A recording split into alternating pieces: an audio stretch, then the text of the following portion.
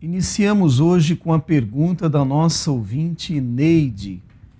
Ela fala aqui sobre um casal evangélico que estão servindo a Deus na mesma igreja, mas o marido inquieto deseja sair da igreja, se mudar a todo instante, só que ele não é firme na fé, ele é muito inconstante.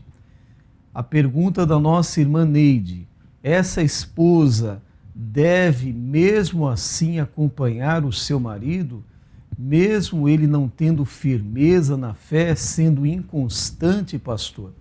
Como orientar esta irmã?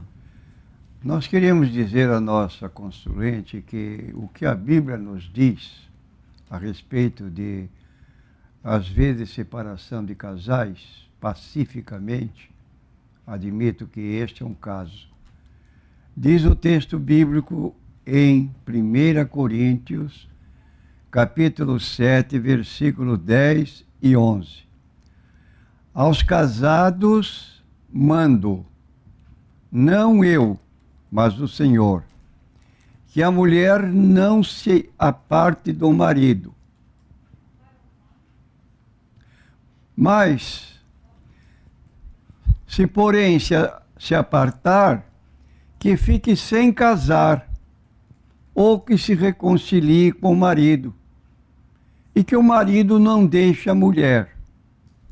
Então aqui está claro que há, às vezes, uma situação em que o casal se desentende por algum tempo, se separam, mas posteriormente se juntam de novo. Nada a criticar, embora não devia acontecer tal coisa. Isso é fora de normalidade. Como diz o texto do livro de Gênesis, o que Deus ajuntou não separe o homem. Casamento é a união entre duas pessoas que se amam, e a única razão de uma separação para casamento legal é a morte. Até que a morte os separe, diz o texto bíblico. Agora, eu queria adiantar um pouco mais, quando leio esta situação, que essa inconstância do esposo, dessa irmã, ele precisa ser ajudado. Ele precisa ser ajudado. De que forma? Ele precisa de uma pessoa que oriente biblicamente, que esclareça suas dúvidas, para que ele tenha estabilidade espiritual. E eu quero me oferecer para recebê-lo aqui na igreja, fora de horário de culto, para conversarmos. Ele exponha seus problemas doutrinários, sua inconformidade com determinadas igrejas, que entra e sai, entra e sai, entra e sai. Isso não é normal. Então, fica aqui a nossa posição. Pastor deve ajudar. Estamos dispostos a ajudar esse nosso consulente. A próxima pergunta é da ouvinte Nalva. Ela relata aqui uma situação que sempre lhe acontece. Ela está na igreja e quando está louvando, adorando ao Senhor, e também quando o pastor está pregando a palavra de Deus, ela sente um arrepio no seu corpo, ela se emociona muito com o Senhor, e ela pergunta ao pastor: o que é isso, pastor, que eu sinto sempre que louvo a Deus e sempre que estou ouvindo a ministração da palavra de Deus? Nós queríamos dizer à nossa consulente que a Bíblia aponta que ninguém sabe o que está no homem, senão o espírito do homem que nele habita. Ora, ninguém mais e melhor pode saber a origem destas manifestações aqui expostas, senão a própria pessoa. Agora pergunto à consulente nossa, Nalva, Como é que você encara esta situação? Com a normalidade ou você se sente bem quando se emociona e fica nesse estado de êxtase, vou admitir, espiritual? Melhor do que a própria pessoa, ninguém pode arrazoar, porque não conhecemos o coração. Agora, o tipo de manifestação decorrentemente do que se pode observar no momento em que a pessoa está passando por ele, é bem possível dar opinião a respeito da origem, se divina ou diabólica, ou propriamente da pessoa. Então, o que podemos fazer pela irmã é examinar-se a si mesmo de acordo com o livro de Coríntios, capítulo 2, versículo 11. Examine-se a si mesmo. Ninguém sabe o que está no homem, senão o próprio homem ou a própria pessoa, no caso, a irmã. Se tiver alguma particularidade que desconhecemos, quiser telefonar para nós, estamos à disposição. A próxima pergunta é NQI Homem. O ouvinte não quer se identificar e diz aqui que ele é da Assembleia de Deus. Ele fala assim: pastor, uma pessoa batizou-se com o vício de cigarros, mas o pastor não sabia. Ela pode tomar a ceia do Senhor?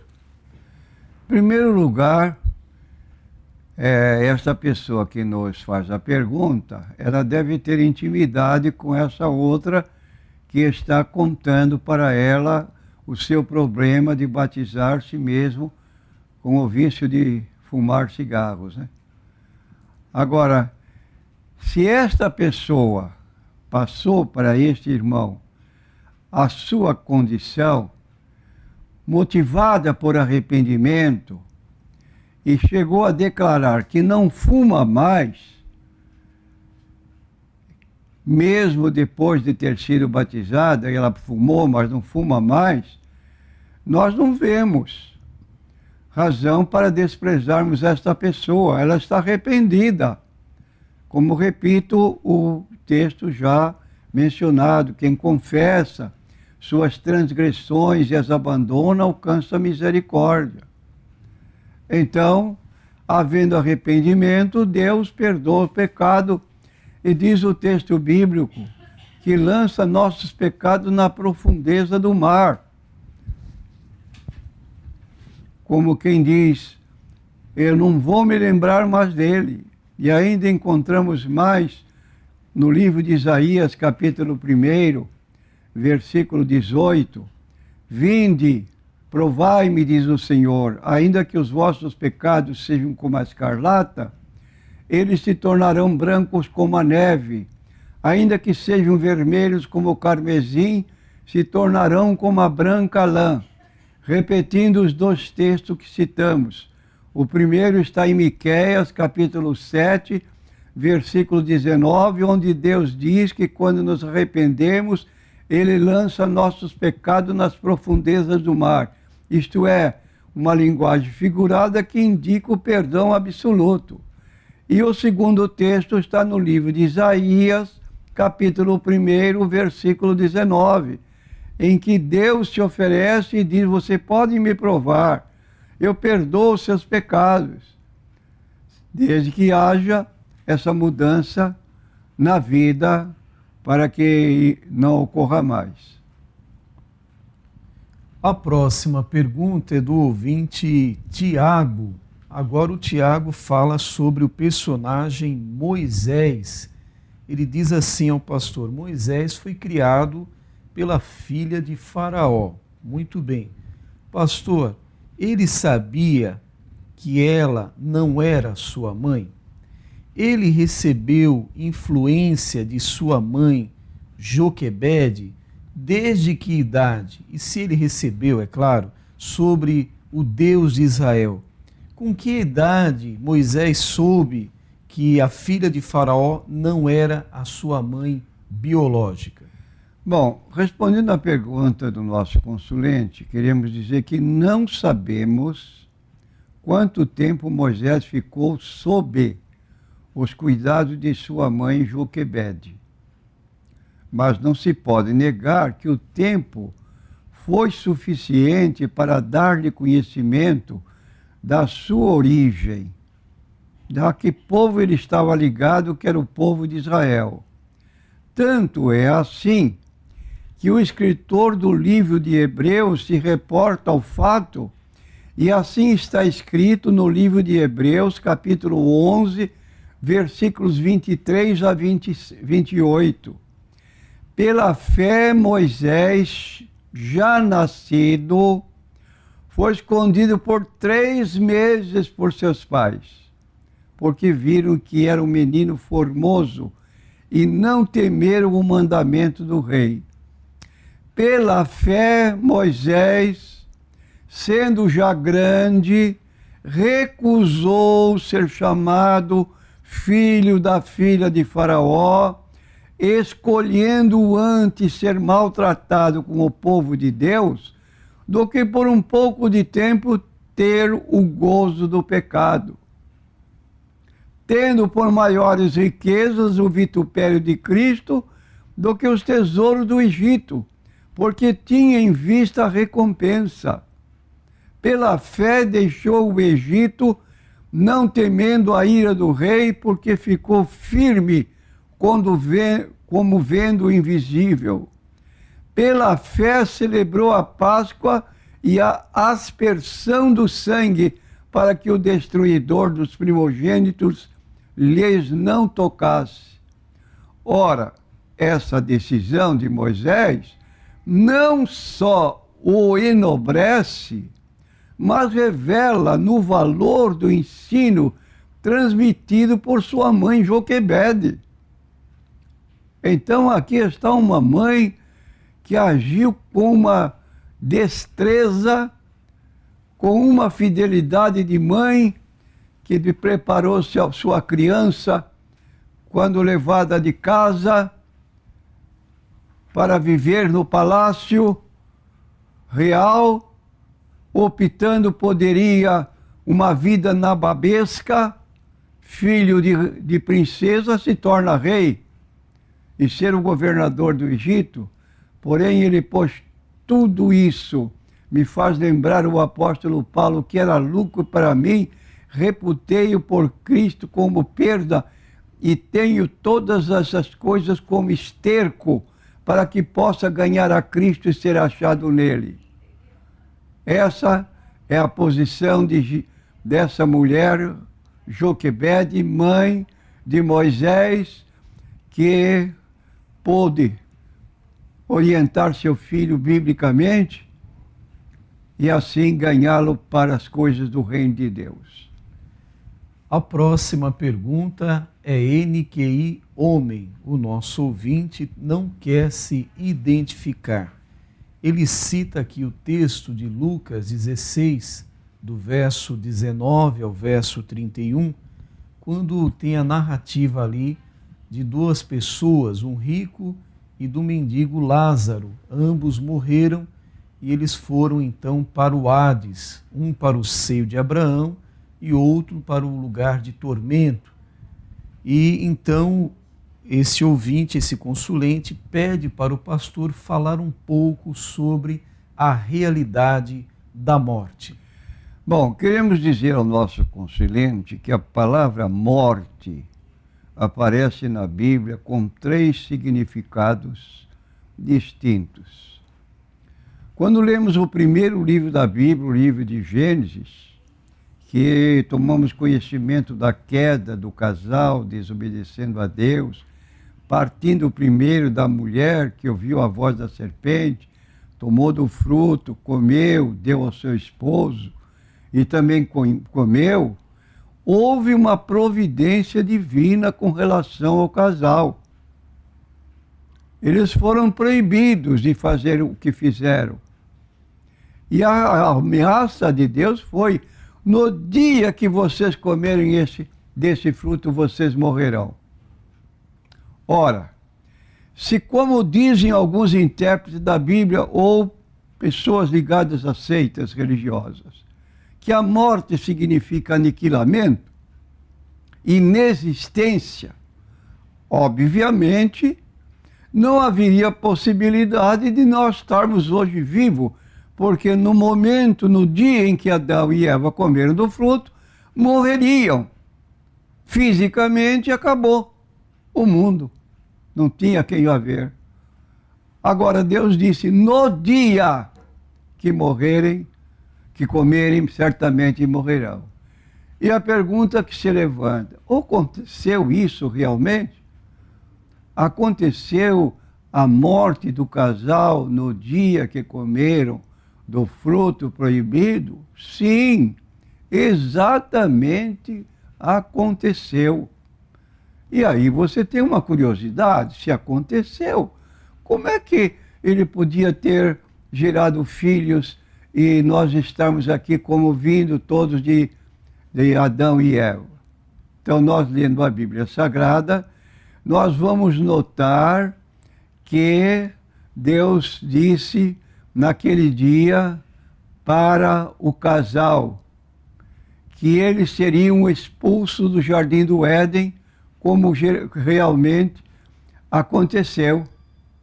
Foram postos fora do jardim do Éden e foi posto uma guarda de arcanjos, de anjos, querubins, ali tomando conta da entrada do jardim, para que eles não retornassem mais. Então, esta colocação de serem expulsos do jardim do Éden indica a morte. E a palavra morte, então, entendemos que significa separação. Eles ficaram separados daquela comunhão com Deus, quando Deus ali no Éden, diariamente vinha e conversava com o casal. A partir daquele momento que comeram, foram expulsos, ficaram sem ter mais comunhão com Deus. Essa morte é chamada morte espiritual. É uma morte pela qual passamos quando vivemos todos os dias da nossa vida e nunca tomamos uma posição definida com relação à mensagem do Evangelho de Jesus Cristo. E sabe então o que Jesus disse? Quando Nicodemos foi procurá-lo para conhecimento de coisas espirituais, que embora ele fosse um líder religioso, desconhecia, ele partiu de elogios, mas Jesus, incontinente, disse para ele, na verdade, te digo que aquele que não nascer de novo não pode ver o reino de Deus. Nicodemos ficou surpreso, como pode um homem velho como eu nascer de novo? Tem que entrar no ventre da mãe e nascer? Jesus disse, não, quem nasce da carne é carne, é sempre o mesmo problema. É preciso nascer da água e do Espírito. Então, água simboliza a palavra de Deus. É uma água que limpa interiormente. E nascer da água e do Espírito é o Espírito Santo convencer a pessoa através da palavra que ele ouve para dar-lhe um novo nascimento. Nasceu de novo durante o tempo da sua vida, só morre uma vez. E isso se Jesus não vier logo para arrebatar a igreja. Então isto é chamada morte física, como se deu com Adão. Adão, depois que foi expulso, viveu 930 anos, de acordo com Gênesis capítulo 5, versículos 1 até o 5. Está lá, 930 anos gerando filhos e filhas, que deu margem à continuidade da existência humana. Mas ele havia morrido espiritualmente, 930 anos morreu fisicamente, e definitivamente morreu eternamente, porque foi afastado de Deus por causa do seu pecado. É isso que ocorre conosco. Morte física, morte espiritual quando vivemos sem Cristo aqui na terra. E se morrermos nesse estado, vai acontecer então o que diz o apóstolo Paulo, né? Na sua carta aos Efésios, no capítulo 2, ele diz: Cristo vos deu vida quando estáveis mortos em delitos e pecados. Mortos como? Mortos espiritualmente, vivendo segundo o nosso critério, nossa escolha. Não queremos saber de Deus, quer andar pelo caminho largo, anda. Agora, se morrer nesse estado, fique certo, não tem jeito. Vai ficar num desses dois lugares que Jesus mencionou em Lucas 16, 19 a 31. Morreu Lázaro, foi levado pelos anjos para o seio de Abraão. Lá estava consolado. Em vida tinha servido a Deus. Morreu o rico, foi sepultado. Quando seu espírito se retirou do corpo, ele pessoalmente começou a gritar, que estava em tormentos, gritando: Pai Abraão, tem misericórdia de mim, manda que Lázaro molhe na água a ponta do seu dedo, me refresque a língua, porque eu estou atormentado nesta chama. A resposta foi negativa: filho, lembra-te que recebeste os teus bens em tua vida. Lázaro Mares, agora ele foi consolado, e está consolado no seio de Abraão, ou no Hades, no lugar reservado aos justos e aos servos de Deus, chamado paraíso. Agora, do outro lado, estão os ímpios, ou aquelas pessoas que se esquecem de Deus na vida, morrem fisicamente, morrem eternamente. A próxima pergunta é NQI Mulher. A nossa ouvinte pergunta ao pastor se pode orar de olhos abertos. Me permita a nossa consulente, por que não podemos orar de olhos abertos?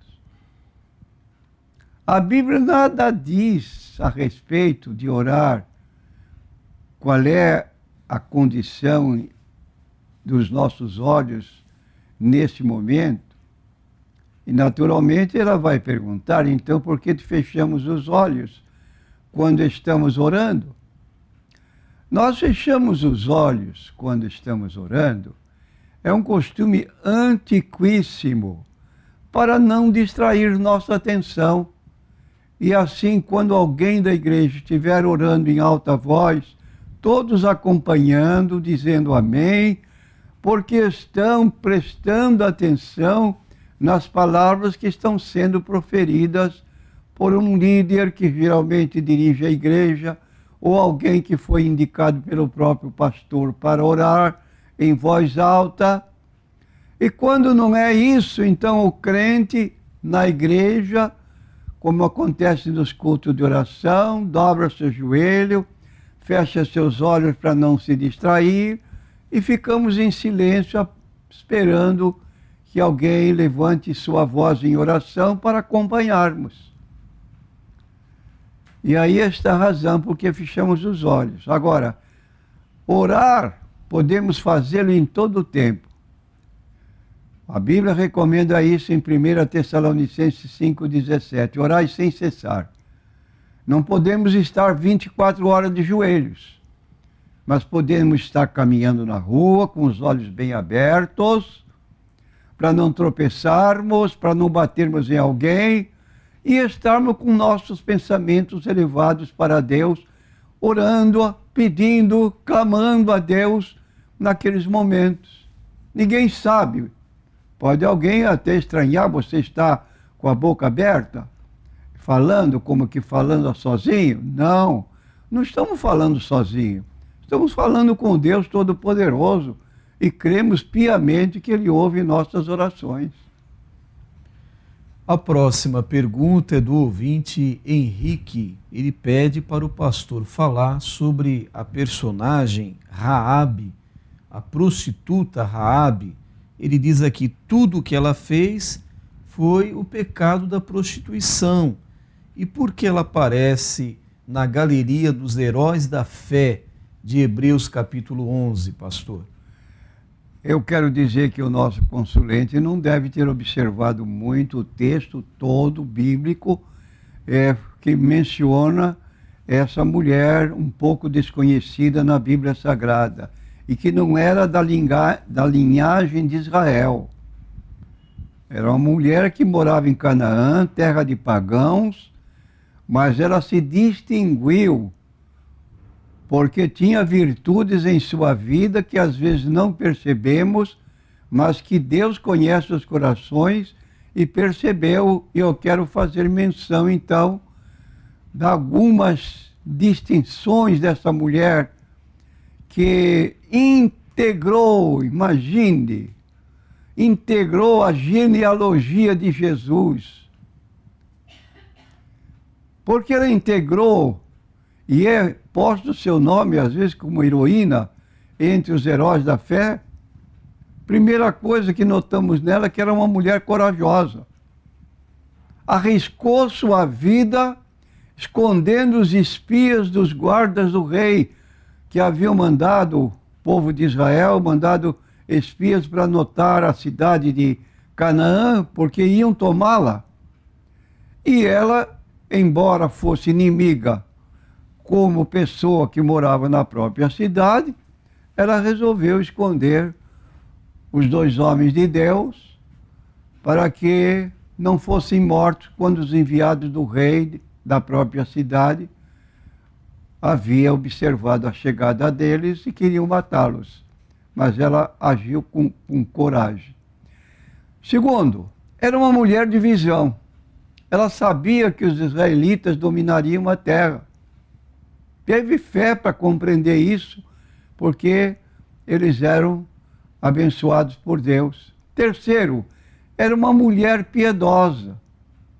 Ela escondeu esses homens. E escondeu no poço que havia na sua casa, para que eles não pudessem notar. Quarto, manifestou fé. Raabe manifestou sua fé através de seus atos e agradou a Deus. Então, você lendo a Bíblia Sagrada, vamos notar que as atitudes de Raabe, seus atos agradaram a Deus. E isso de acordo com Gálatas capítulo 6, versículo 10. Quando o apóstolo Paulo recomenda: enquanto temos tempo, façamos bem a todos. Ela não conhecia os homens que se abrigaram em sua casa escondidos e depois foram continuar sua viagem. Repetindo: enquanto temos tempo, façamos bem a todos, mas principalmente aos domésticos da fé. Aí está uma ordem bíblica para nós hoje. Amanhã você não sabe se você vai ser abençoado pela pessoa que você ajudou hoje. Pode até que ela passe a cumprimentá-lo e você nem a reconheça, mas ela vai referir-se àquilo que recebeu de bom e vai agradecer pela nossa atitude. Então aí está essas colocações a respeito dessa mulher. Reconheceu o poder de Deus. O que Raabe ganhou, nós temos aqui: Deus preservou sua vida e de sua família. Ela fez um acordo com aqueles espias que, quando eles estivessem tomando conta da cidade, ela tinha sua família junto ao muro da cidade. E então pediu para eles não derrubarem o muro para não matar sua família. E eles então pediram um sinal que pudesse identificar essa família e puseram um pano de vermelho, de modo que fosse esse o acordo para que aquele lugar não fosse arrasado. E assim aconteceu. Foi mãe de Boaz, marido de Ruth, foi avó de Davi, rei de Israel, foi antecedente do Messias, foi considerada uma heroína na fé e um exemplo a ser seguido, não na sua prática de prostituição, mas na sua prática de agir dentro de sua fé para agradar a Deus.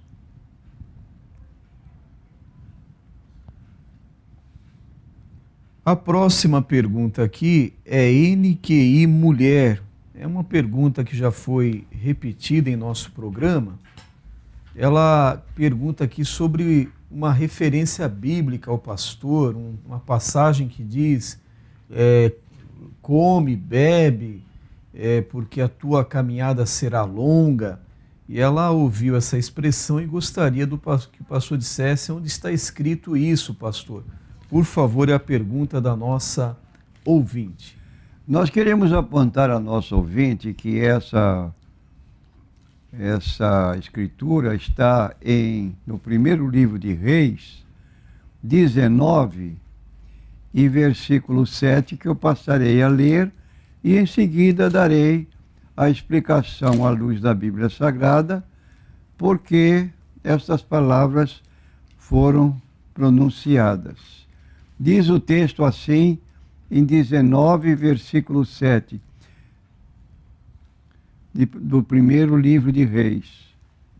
E o anjo do Senhor tornou a segunda vez e tocou e disse, levanta-te, come, porque te será muito longo o caminho.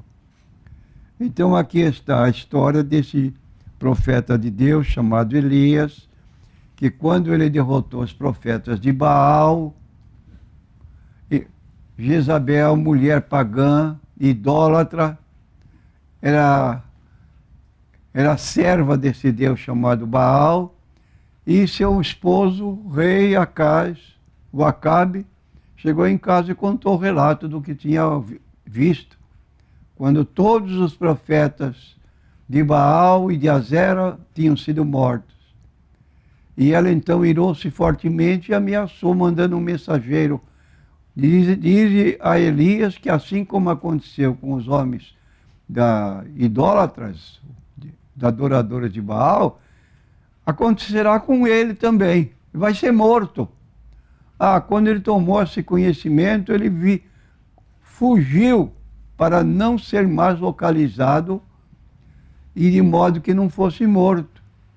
No local que ele se escondeu, numa caverna, na montanha, ele foi alimentado pelos corvos e com alimento trazido por essas aves de rapina e comia. E por fim, quando ele estava desolado, pensando que iria morrer, chegou o anjo de Deus e disse, não, Deus tem projeto para você ainda, você precisa trabalhar mais. E agora você vai comer bem, porque você vai andar 40 quilômetros a pé, para você chegar no local onde há um serviço da parte de Deus que você precisa fazer. Então aí ele comeu, obedecendo a voz do anjo, e com aquela comida ele se fortaleceu e caminhou até a cidade onde ele pretendia chegar, para ali falar ao rei daquela cidade e anunciar o recado de Deus.